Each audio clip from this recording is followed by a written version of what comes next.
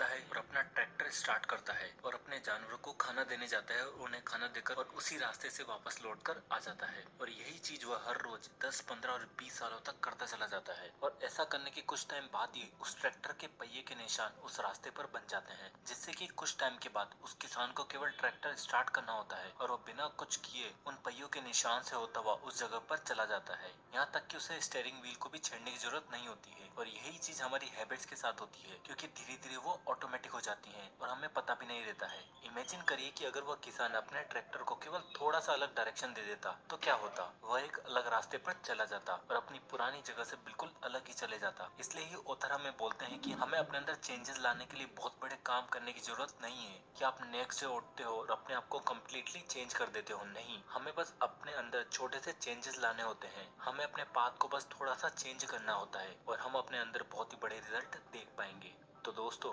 आज मैं आपको डीन ग्रेसी होल्सेस की बुक मिलेनियर सक्सेस हैबिट से 4 ऐसे प्रिंसिपल बताने वाला हूँ जो आपको एक मिलेनियर बनने के रास्ते पर ले जाएंगे। और इन्हें करने के लिए आपको केवल अपने अंदर स्मॉल हैबिट लानी है। आपको बहुत ही छोटे छोटे स्टेप्स लेने हैं जिन्हें हम अक्सर नजरअंदाज कर बैठते हैं। तो दोस्तों, इस वीडियो को एंड तक जरूर देखिएगा, नहीं तो आप इस बुक के इम्पोर्टेंट प्रिंसिपल को मिस कर दोगे। तो सबसे पहला प्रिंसिपल आता है क्लैरिटी। आपको ऐसा बहुत बार फील होता होगा कि आपके अंदर बहुत सारा पोटेंशियल है और आप बहुत ही मेहनत कर रहे हो, बट उसके बावजूद भी आप जो रिजल्ट चाहते हो वो नहीं मिल पाता है। आप अपने गोल्स को अचीव नहीं कर पाते हो। और ये उसी तरह है जैसे कि आपके पास दुनिया की सबसे तेज कार फेरारी है जो कि 100 माइल्स पर आवर की स्पीड से चल रही है, बट प्रॉब्लम यह है कि आपको पता ही नहीं है कि आपको जाना कहाँ पर है। स्पेशली आज के इस डिजिटल एज में हम इतने बिजी हैं जितने कि हम कभी नहीं थे, क्योंकि इंटरनेट कभी सोता नहीं है। हम आज के टाइम में बहुत तेज स्पीड से आगे बढ़ते जा रहे हैं और हमें अपनी डेस्टिनेशन का ही पता नहीं है। इसलिए बिना मतलब हर डायरेक्शन में अपनी एनर्जी लगाने से पहले हमें फिगर आउट करना होगा कि हम अभी कहाँ पर हैं और हमें जाना कहाँ है, क्योंकि हम बिना डेस्टिनेशन के कहीं भी नहीं पहुँच पाएंगे। इसलिए आप अपने आप से एक सवाल पूछो कि आप कहाँ पर हो। आई मीन फिजिकली नहीं, बल्कि लाइफ में आप कहाँ पर स्टैंड करते हो, आपकी फाइनेंशियल सिचुएशन क्या है। हो सकता है कि आपको फील हो रहा होगा कि आपके अंदर बहुत ही पोटेंशियल है, बट आपको कैसे एग्जीक्यूट करना है वो आपको पता नहीं है। आप जीपीएस के बारे में सोचो कि ये कितना यूजफुल है। आप बस उसमें डेस्टिनेशन डालते हो और उस रास्ते पर चलते चले जाते हो। उसी तरह आपको अपनी लाइफ में भी एक जीपीएस में डेस्टिनेशन डालनी होगी कि आपके गोल्स क्या क्या है, आप क्या क्या अचीव करना चाहते हो। और इस बुक के ऑथर हमें अपनी डेस्टिनेशन को फाइंड करने का एक बहुत ही अच्छा तरीका बताते हैं। ऑथर बोलते हैं कि आपको इमेजिन करना है कि आज से ठीक 1 साल बाद आप कहाँ पर होंगे। तब आप पीछे मुड़कर देखोगे कि लास्ट ईयर आपका कैसा गया, क्या आपने वो सब कुछ अचीव किया जो आप चाहते थे। आप देखोगे कि क्या आपने अपने बिजनेस में प्रोग्रेस की, आपने कितना पैसा कमाया लास्ट 1 साल में, आपकी रिलेशनशिप, आपकी लाइफस्टाइल कैसी रही पिछले 1 साल में, या फिर ऐसी कौन सी स्किल है जो आपके पास 1 साल पहले नहीं थी।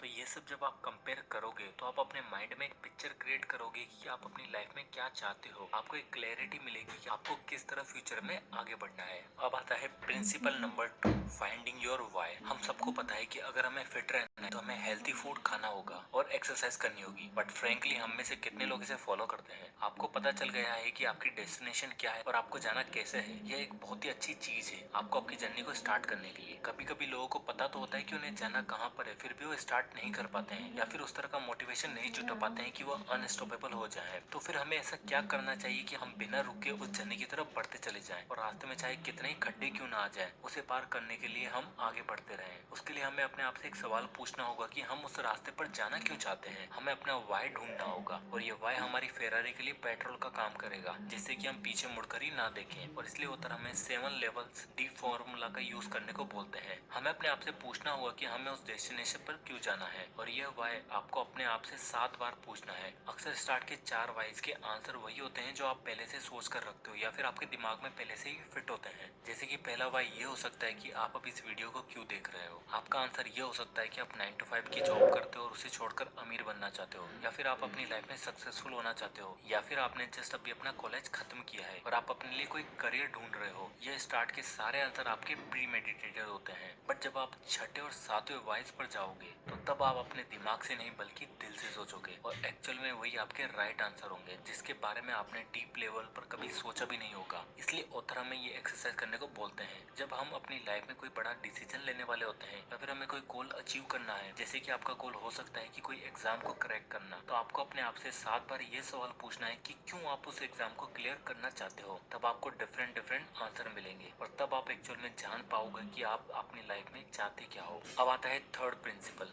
Kill the villain and awaken the hero. इस बुक में एक स्टोरी है जहाँ पर एक विमेन अपने ग्रैंडसन्स को एक स्टोरी सुनाती है। वो अपने ग्रैंडसन को बोलती है कि हमारे अंदर दो भेड़िए होते हैं। पहला भेड़िया जेलस होता है, नेगेटिव फीलिंग से भरा हुआ होता है और बहुत ही बुरा होता है, जो कि एक विलन की तरह होता है। और दूसरा भेड़िया जो कि एम्बिशन से भरा हुआ होता है, पावरफुल होता है और पॉजिटिविटी से भरा हुआ होता है और उसे पता है कि वो सब कुछ अचीव कर सकता है, जो कि एक हीरो की तरह होता है। तब उनका ग्रैंडसन उनसे पूछता है कि एंड में कौन सा भेड़िया जीतता है। तो वो विमेन उनसे बोलती है द वन यू फीड, मतलब कि आप जिसे खाना खिलाओगे या आप जिसे पालोगे वही भेड़िया जीतेगा। तो अब यहाँ पर डिपेंड करता है कि आप एक विलन को पालना चाहते हो या फिर एक हीरो को। बट ऑथर बोलते हैं कि हमें कभी कभी पता भी नहीं होता है कि हम ऐसे भेड़िए को पालते रहते हैं जो हमारे अंदर नेगेटिविटी पैदा करता रहता है और हमें पता तक नहीं चलता है। जैसे कि नेगेटिव मीडिया। आज हम इंटरनेट और सोशल मीडिया के साथ आगे बढ़ रहे हैं, जहाँ पर एक क्लिक का मतलब है पैसा। और हमें यह अच्छी तरह पता है कि पॉजिटिव न्यूज से ज्यादा नेगेटिव न्यूज ही बिकती है। लोगों को देखने में यह ज्यादा इंटरेस्ट है कि कौन सा देश बर्बाद हो रहा है या फिर कहाँ की इकोनॉमी डूबती जा रही है। और हम चाहे या फिर ना चाहे ये नेगेटिव मीडिया हमें इफेक्ट करती रहती है। इसलिए ऑथर हमें सजेस्ट करते हैं कि हमें 30 दिनों तक न्यूज डाइट पर जाना है, जहाँ पर हम किसी भी तरह की न्यूज से बिल्कुल दूर रहेंगे और उस समय हम बस विलन को नहीं जबकि अपने हीरो को पालेंगे। और एक और चीज जो हम अनजाने में करते चले जाते हैं वह है हम अपनी वीकनेस पर फोकस करना। बचपन से हमें यही सिखाया जाता है कि आप जिस चीज में वीक हो उसे दूर करो। स्कूल में टीचर भी जब हम किसी सब्जेक्ट में कमजोर होते थे तो उसके लिए हमें वो मेहनत करने को बोलते थे कि तुम मैथ्स में वीक हो, उस पर ध्यान दो। यहाँ तक कि हमें एक्स्ट्रा क्लास ज्वाइन करने के लिए बोलते थे। बट इस बुक में ऑथर डीन हमें इसका बिल्कुल अपोजिट करने को बोलते हैं। वो बोलते हैं कि हमें अपनी वीकनेस पर नहीं जबकि अपनी स्ट्रेंथ पर ध्यान देना है। हो सकता है कि तुम मैथ्स में वीक हो बट किसी दूसरे सब्जेक्ट में स्ट्रांग हो सकते हो। हमें अपनी स्ट्रेंथ पर काम करना है, हमें अपने हीरो को आगे बढ़ाना है। आपको वही चीज करनी है जिसमें आप अच्छे हो, ना कि दुनिया जो चाहती है वो करो।